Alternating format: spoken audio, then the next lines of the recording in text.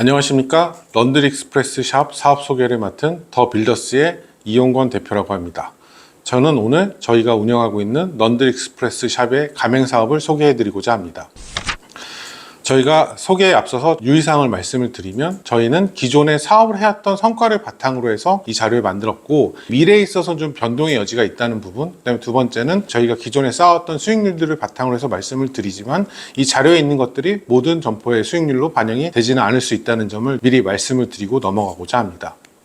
저에 대해서 좀 간략히 소개를 드리고 싶은데요. 저는 소위 말하는 전문직, 프로페셔널 생활을 약 17년 정도 해왔던 사람입니다. 그런데 저희 경력에 있어서 다른 분들과 가장 차이가 나는 부분이 있다면, 저는 굉장히 많은 자영업 내지는 가맹사업에 가까운 일들을 해왔습니다. 예를 들어서 게스트하우스 사업들, 햄버거 사업, 피자, 카페 등에 투자를 해본 적도 있고요. 수제 맥주집이나 치킨 프랜차이즈에 컨설팅을 한 적도 있고, 쉐어하우스까지 운영해본 굉장히 다양한 자영업과 부업들을 겸업으로 좀 진행을 해봤던 경험이 있고, 여기서 얻었던 인사이트를 바탕으로 저희 빨래방 사업을 시작을 했다고 말씀을 드릴 수 있을 것 같습니다.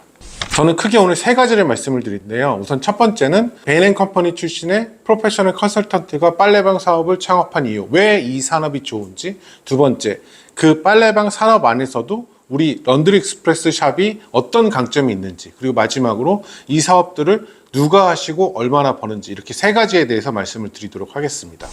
우선 첫 번째, 베인 컨설턴트가 빨래방 회사를 창업한 이유. 첫 번째는 이 산업이 이기기가 쉬운, 이길 수 있는 산업이라는 점. 두 번째는 성장의 여지가 충분하고 안정적인 사업. 마지막으로 저희가 최근에 겪었던 코로나와 경기 불황에도 얼마나 방어적인 사업인지, 이렇게 세 가지를 말씀을 드리도록 하겠습니다.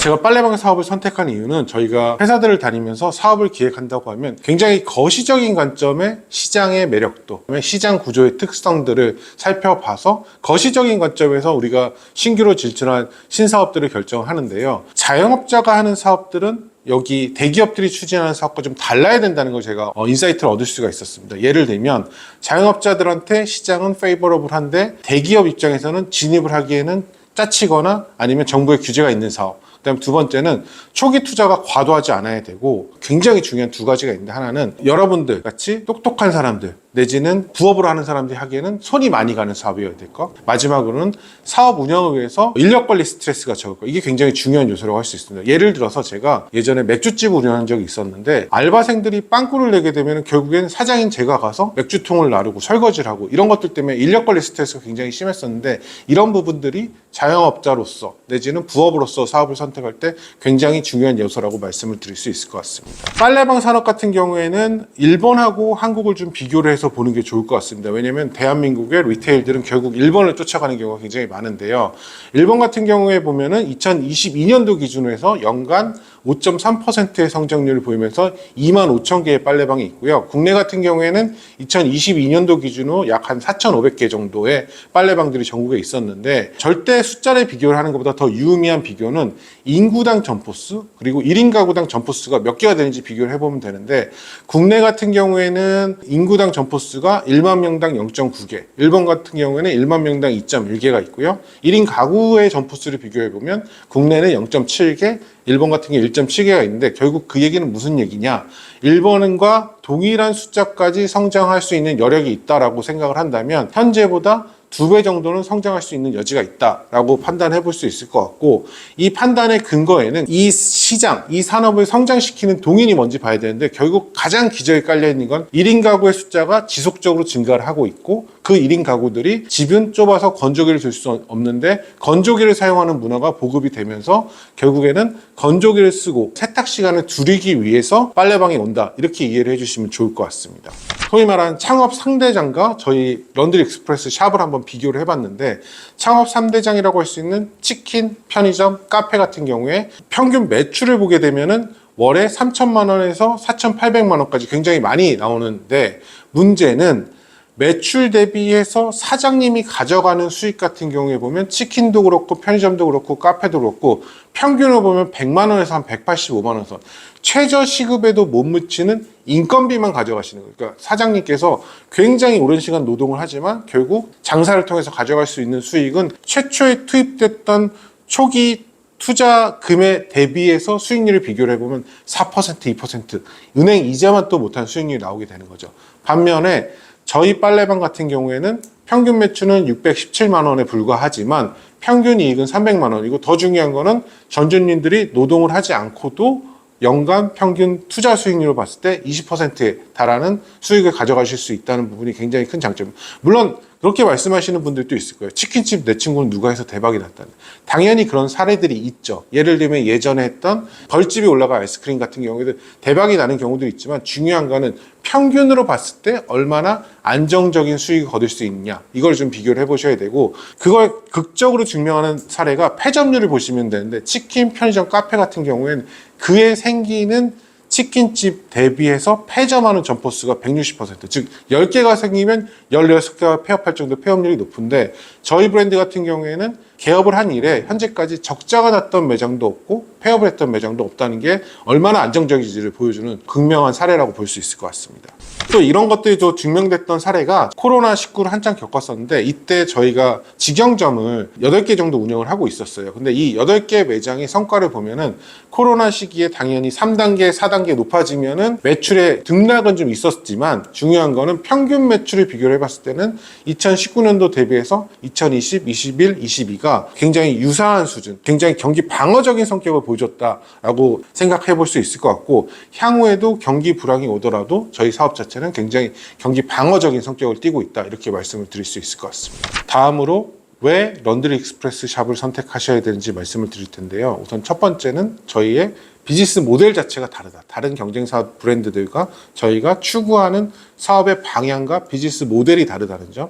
두 번째는 저희는 빨래방 회사, 어떻게 보면 장비를 공급하는 회사가 아니라 솔루션 프로바이더다. 그다음 세 번째는 저희는 직영점 11개와 가맹사업 110개를 직접 운영을 하면서 거기서 쌓인 노하우들을 계속 신규 점포를 내고 매장 운영하는데 반영하면서 성공 공식을 계속 정립을 해나가면서 노하우를 쌓고 있다. 저희는 빨래방에서 굉장히 다양한 품목들을 팔아보면서 매출을 극대화할 수 있는 방법들을 찾았다.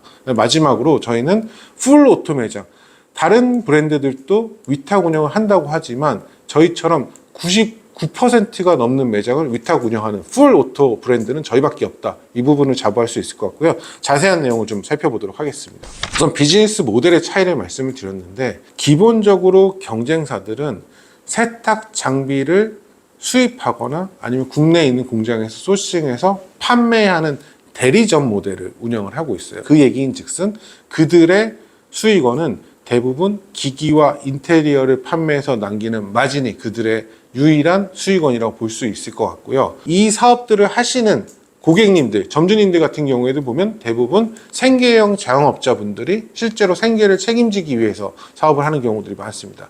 반면 저희 같은 경우에는 주요 고객분들이 대기업 재직자 등 고소득 직종의 부업을 희망하는 분들이 많이 하고 계시고, 부업을 하다 보니까 저희가 대신 운영을 해주고, 대신 운영을 해주는 대가로서 매출의 10%를 위탁 운영 수수료로 수출하고, 결국에 무슨 얘기냐, 우리는 사업주, 가맹점주님과 본사의 협동사업으로서 가맹점주님의 사업 성과가 저희의 성과로 이어지는 이해관계가 완전히 일치되어 있는 반면에, 경쟁사들 같은 경우에는 초기 기기 판매 수익이 본사 주 수익원이기 때문에 한번 판매를 하기까지는 잘해주시지만, 물론 부동산은 이제 엉망으로 보지는 않아요. 어느 정도 열심히 성의를 갖고 보지만, 어쨌든 판매하고 나면 끝인 회사와 계속 판매한 후에도 거기서 나오는 매출들이 저희의 성과가 연동되는 회사는 비즈니스 모델 자체가 완전히 다르다라고 얘기를 할 수 있을 것 같습니다. 그러다 보니까 저희 같은 경우에는 결국 매출을 높이기 위해서는 최종 소비자의 만족도, 최종 소비자의 편의성을 중요시 하기 때문에 저희는 IoT 인프라들을 최종 소비자들의 눈높이에 맞춰서 만들고 있어요. 대표적인 사례가 저희가 만든 카드 결제가 되는 키오스크 같은 경우에 보면, 저희는 세탁기 자체를 필요하면 해킹을 한다든지 API를 만들어서 세탁기 자체를 컨트롤하는 거죠. 현금 추가를 한다든지, 원격으로 소비자가 왔는데 세탁기가 멈추면 문을 열어준다든지, 이런 모든 기능들을 구현을 한 형태로 사업을 시작했고, 그래서 원래는 경쟁 브랜드들 같은 경우에는 자영업자분들이 부가세와 소득세를 내지 않기 위해서 현금으로 운영하는 것들을 저희가 신용카드로 바꿨던 사례가 있고요. 신용카드로 바꾸고 나서 오히려 매출이 30%, 40% 올려서 점주님 입장에서 좀 더 이익이 될 수 있다는 걸 좀 발견했습니다. 그리고 저희가 생각한 빨래방 사업의 성공 공식은 크게 세 가지인 것 같습니다. 일단 가장 중요한 거는 입지가 중요한 것 같고, 입지를 낸 다음에 거기서 나오는 매출들 계속 트래킹을 하면서 어떤 입지가 좋은지 연구를 하고 있고요. 두 번째로는 아까 말씀드렸던 최종 소비자의 고객 경험, 그다음에 마지막으로 그 고객 경험에서 가장 중요한 인테리어 부분, 이 세 가지를 굉장히 신경을 쓰고 있는데요. 우선 입지에 있어서 보면은 지금 빨래방이 굉장히 많아져서 포화가 됐다 생각을 하고 계시지만, 좀 더 데이터를 통해서 수치적으로 접근하게 되면은 들어갈 수 있는 것도 굉장히 많다고 볼 수 있을 것 같습니다. 통계청 GIS에서 특히 타겟하는 연령대 1인 가구의 숫자를 분석을 해보고요. 그 숫자가 어떻게 매출로 치환이 되는지, 변환이 되는지에 대한 노하우가 충분히 쌓여 있고요. 다음으로 마이크로 입지에서 어떤 동선을 통해서 갈 때 노출도가 나오는지를 연구를 하고, 그 안에서의 경쟁 강도, 앞으로 어떻게 이 입지들이 변화가는지, 이 네 가지 요소를 참고로 해서 입지를 선정을 하고, 굉장히 상세한 임장 리포트들을 예비 가맹 점주님들께 보내서 직접 선택을 하실 수 있게 합니다. 물론 점주님이 찾아오실 수도 있지만, 저희는 어떻게 보면 컨셉이 빨래방 차리는데 필요한 돈만 내시면 모든 걸 저희가 알아서 해주는 컨셉으로 굉장히 정확한 입지를 전해드리고 있습니다. 그리고 경쟁사들 같은 경우에 보면은 인테리어 사진이 나오는데 약간 귀곡산장 느낌, 내지는 굉장히 너무 덕지덕지 붙어 있어서 지저분해서 이 빨래방에서 과연 빨래를 하는 게 맞는지, 이런 인테리어를 가진 업체들이 많아요. 물론 요즘엔 좀 좋은 데도 많아졌지만 기존에 깔려있는 매장들이 대부분 이런 형태인데, 저희 같은 경우에는 소위 말하는 1인 가구 MZ세대들이 인스타그램에 올려서 나 이런 데 빨래하러 갔어 라고 자랑할 수 있을 만한 감성적인 인테리어를 가지고 있고요. 그 다음에 저희가 아까 말씀드렸던 최종 고객의 편의성이 굉장히 중요하다고 생각을 하고 있잖아요. 저희는 키오스크에서 계속 신규 기능들을 업데이트를 하고 있어요. 그래서 처음에 저희가 만들었던 게 헛걸음 방지 뷰어라고 해서, 보통 빨래방은 토요일, 일요일 오후 5시부터 밤 10시까지 사용들을 많이 하시는데, 그때 가면 막 빨래방에 줄 서서 기다리는 경우가 많아요. 내가 이불을 이렇게 낑낑대고 빨래방에 가져갔는데 다 차 있으면은 다시 돌아가야 되잖아요. 그래서 저희는 헛걸음 방지 뷰어라고 해서 빨래방이 다 차 있는 건지 빈 게 있는지를 체크를 해볼 수 있는 웹 앱을 만들었고, 이거에 대한 소비자 만족도가 굉장히 높아요. 뒤이어서 만든 저희의 소비자 만족 프로젝트 2탄은 이제 빨래를 하고 나서 빨래가 끝났을 때 알람이 오게 해주고, 영수증도 뽑을 수 있는 알림톡 기능을 추가를 했고, 향후에도 이런 것들이 계속 개발을 할 수 있는 회사는 저희 회사밖에 없다, 이렇게 좀 말씀을 드릴 수 있을 것 같고요. TCO, 결국 빨래방을 차리는 것뿐만이 아니라 운영하는 관점에서 가장 가성비 있는 매장을 제안을 해드리고 있어요. 사업 비용 중에서 중요한 장비 가격 같은 경우에 저희가 모든 브랜드 중에서 가장 최저가 수준을 보여주고 있고요. 더 중요한 거는 인테리어 비용은 경쟁사보다 살짝 더 비쌀 수 있지만, 이게 신미성을 갖추지만 내구성을 갖춘 매장을 좀 운영하고 있다. 그래서 좀 예시를 좀 들어드리면요. 처음 오픈했던 점포가 건대점이라고 해서 직영점으로 지금도 운영을 잘 하고 있고 매출이 잘 나오고 있는 매장이 있는데, 처음에는 에폭시 바닥을 했고 페인트 도장을 했었어요. 그런데 문제는 이 인테리어가 차려놨을 땐 예쁜데 조금만 시간이 지나면은 굉장히 지저분해져요. 그래서 저희가 두 번째 매장인 인원점에서는 지저분해지지 않게 타일을 한번 깔아봤고, 매장 바닥은 에폭시를 유지해봤는데 에폭시가 좀 안 되다 보니까 요즘 같은 경우에는 타일의 높이는 허리 높이까지 깔고 바닥은 타일로 깔아가지고 오래 써도 예쁘지만 그게 내구성이 유지되는 그런 인테리어들을 좀 제안을 드리고 있습니다. 그리고 감성적인 요소가 중요하기 때문에 공사를 하는 와중에 있어서 좀 살릴 수 있을 만한 인테리어 요소가 있다. 뭐 중간에 벽면이 있다면 그 벽면에 좀 레터링을 한다든지, 벽돌들이 소위 말하는 인더스트리얼 인테리어를 할 수 있다면 거기다가 네온을 붙인다, 이런 식으로 최대한 요즘 MZ 감성에 소구하는 인테리어를 좀 가성비 있게 제안을 드리고 있습니다. 그다음 또 중요한 거는 고객들이 와서 한 반 정도는 집에 가서 대기를 하시지만 반 정도는 빨래방에서 머물고 계세요. 그 시간 동안 저희가 팔 수 있는 것들을 굉장히 많이 팔아봤어요. 오락기도 둬봤고요, 간편식도 팔아보고 굉장히 다양한 것들을 팔아봤는데, 결론은 프리미엄 성인용품을 구색을 다양하게 갖춰서 편의점보다 500원 더 싸게 팔자, 그렇게 팔았을 때는 20년도에 저희 매출을 살펴봤을 때 평균 월에 50만 원에서 60만 원 정도까지 추가 매출을 확보를 할 수 있다, 이렇게 말씀을 드릴 수 있을 것 같고요. 그 다음에 저희가 타사와 가장 차별화되는 포인트는 위탁 운영인데, 맨 왼쪽을 보시면 위탁 운영 점포 같은 경우에는, 빨래방 같은 경우에는 매출의 75%가 비일과 시간, 즉 9 to 6 월요일부터 금요일까지 시간 외에 퇴근하시고 난 시간, 주말에 발생을 하는데, 문제는 이때 고객들이 많이 오시기 때문에 고객분들의 질이 카톡, 전화가 이 시간대에 오는 거예요. 세탁기가 안 열려요. 거품이 만약에 안 나는데 괜찮아요. 일하는 시간대에 오면은 내가 부업으로서 할만하긴 한데, 가족들과 쉬는 시간, 아니면 저녁에 이제 친구분들과 좋은 자리 갔는데 연락이 오면 이걸 응대하기 힘들잖아요. 근데 저희는 이런 것들을 콜센터와 저희가 직접 다 처리를 해드리고요. 직접 운영하게 되면 사실 귀찮은 일들이 굉장히 많아요. 건조기에 필터를 청소를 해야 된다든지, 드라이시트 세제가 발주를 해야 된다든지, 가끔씩 특수 인원이 발생을 해요. 건물주가 조금 이상한 사람이 있어갖고 자꾸 와가지고 뭐를 고치라고 한다든지, 아니면 자꾸 월세를 올려달라고 할 수도 있고, 건조기 냄새 관련해서 옆집에서 민원이 날 수도 있고, 이런 것들이 사업을 안 해보신 분들이 맞닥뜨리면 굉장히 힘든 일인데, 저희는 본사에 워낙 노하우가 많이 쌓여 있으니까 이럴 때는 이렇게 하셔라, 이럴 때는 저렇게 하셔라, 다 코치를 해드릴 수 있습니다. 그래서 저희 전주님들이 가장 만족하는 부분은 내가 집에서 TV를 보고 누워서 만화책을 보는 시간에도 빨래방이 알아서 돈이 벌린다는 거, 그리고 그런 것들을 저희 본사가 다 해드린다는 점이 저희 매장의 가장 큰 강점이라고 할 수 있을 것 같습니다. 자, 마지막 섹션, 그래서 누가 얼마나 버는지.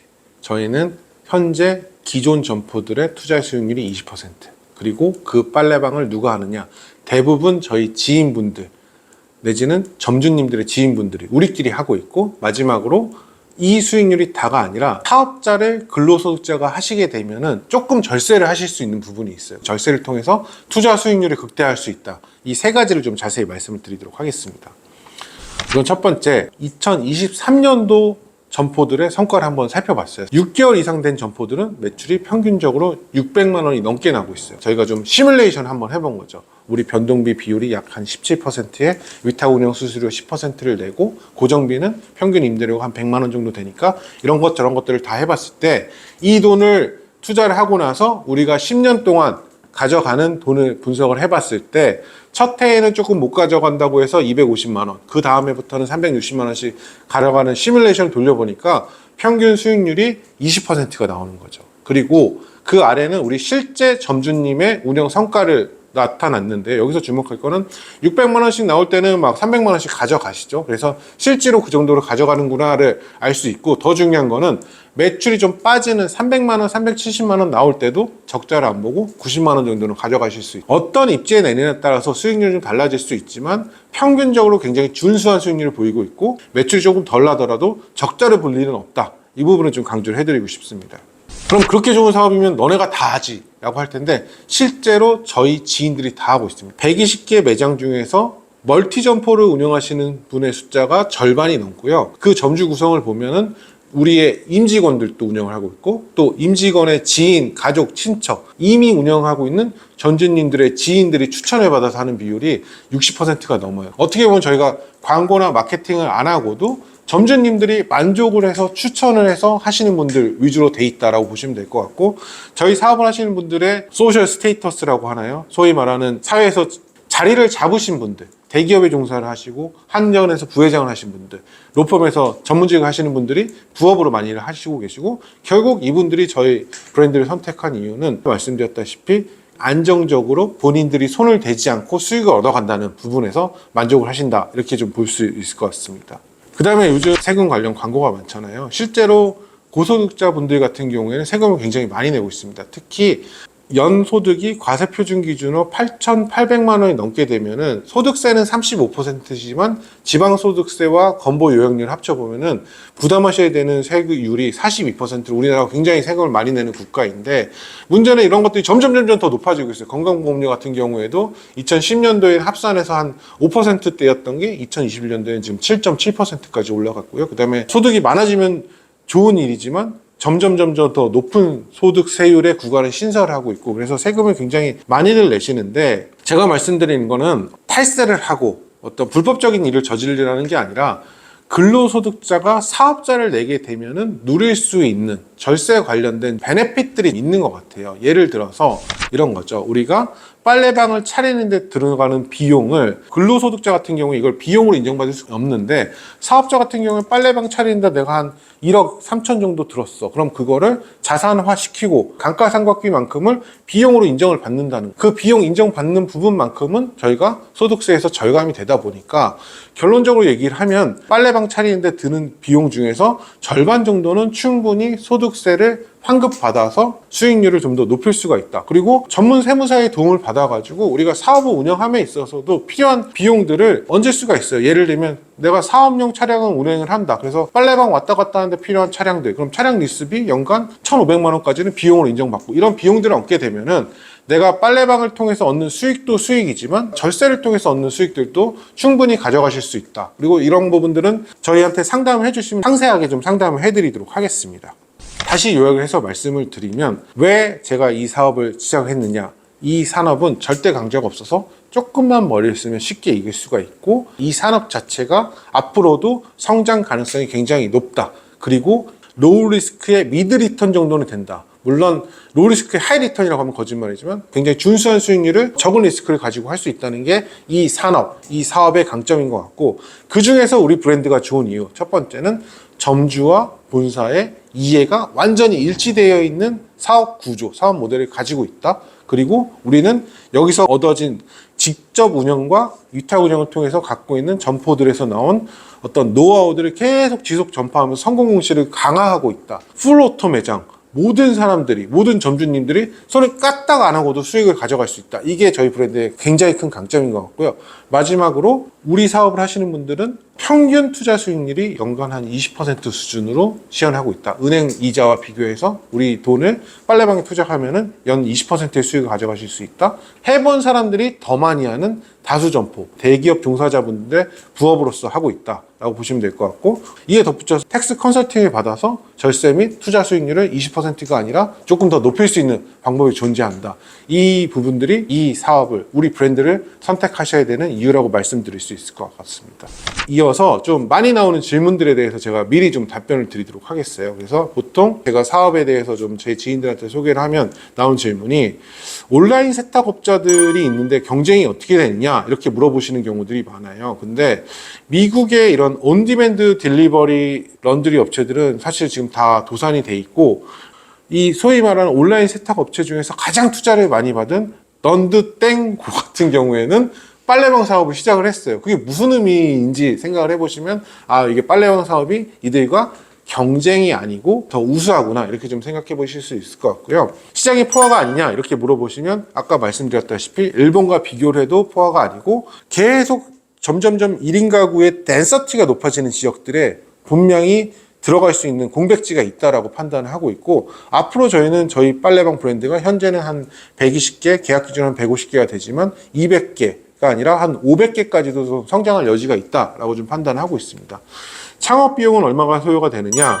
물가가 너무 많이 오르다 보니까 지금은 정가 기준으로 1억 2,900만 원 장비, 설비, 인테리어 비용이 소요가 되고요. 그다음에 여기에 덧붙여서 부동산 비용, 권리금과 보증금 합해서 2천만 원에서 한 3천만 원, 그다음에 월세가 90만 원에서 한 100만 원 정도 되는 비용이 될 것 같고, 그러다 보니까 요즘 인플레이션이 높다 보니까 또 그런 질문들이 있어요. 물가가 계속 상승하는데 빨래방 입장에서 괜찮냐라고 얘기를 하시는데, 저희 입장에서 가장 두려운 건 임대료인데, 임대료는 기본적으로 90에서 100만 원 정도 하는데 들어가고, 임대료는 사실은 들어가서 10년 동안은 건물주가 마음대로 못 올려요. 그렇기 때문에 이 부분의 영향이 좀 미비하고, 다만 에너지 코스트, 가스, 전기세가 좀 많이 올라가고 있는데, 일부는 결국 최종 소비자들한테 전가를 하고 있어요. 지속적으로 가격 조사를 하고 가격 탄력성을 조사를 해서 가격 올릴 수 있으면 올려가지고, 결과적으로는 어떻게 보면 점주님들의 수익률, 물가가 오른다고 하더라도 더 훼손되진 않고 올라가면 올라갔지 괜찮게 유지가 되고 있다, 이렇게 보시면 될 것 같고요. 그 다음에 현금 결제도 가능한가 이렇게 물어보시는 분들이 많은데, 현금 결제를 저희가 병행을 한번 해봤던 적이 있는데, 현금 결제 같은 경우에는 하시는 비율이 1%도 되지 않아서